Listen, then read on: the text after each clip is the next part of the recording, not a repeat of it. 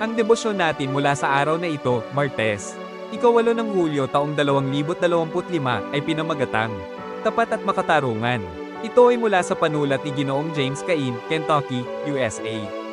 Ang ating babasahin sa araw na ito ay matatagpuan sa Aklat ng Mga Awit Kapitulo 32, versikulo 1 hanggang 5. At ang atin pong pagtutunan ng pansin ay sa Aklat din ng Mga Awit Kapitulo 32. Versikulo 2, mapalad ang taong hindi pinaparatangan, sa harap ni Yahweh ay hindi siya nanlinlang. 20 taon na akong tumutugtog ng piano sa iba't ibang pagkakataon at ngayon ako ay pinagpala bilang pianista sa simbahan at tagapagturo ng piano. Ang pagtugtog ng kanta ng walang pagkakamali ay isang layunin na kahit ang pinkamahusay na pianista ay inaasam. Ang maraming taon ng aking pag-aaral at pagsasanay ay nakatulong sa akin na mabawasan ang mga pagkakamali at ang mga pagkakamaling iyon ay madalas na hindi napapansin ng mga nakikinig.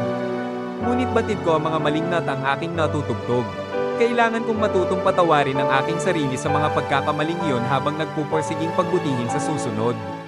Katulad nito, alam ng Diyos ang mga pagkakamaling nagagawa natin sa araw-araw nating pamumuhay, pati na ang mga kasalanang walang ibang nakakaalam.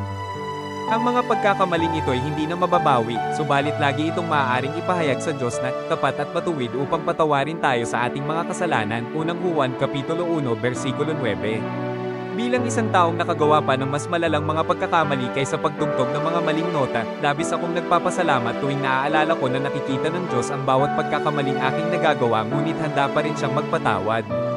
Lagi akong binibigyan ng Diyos ng pagkakataon upang pagbutihin ang aking ginagawa. Ang patuloy na pagpapatawad na ito ang saloobin na nais kong taglayin at ibahagi sa iba.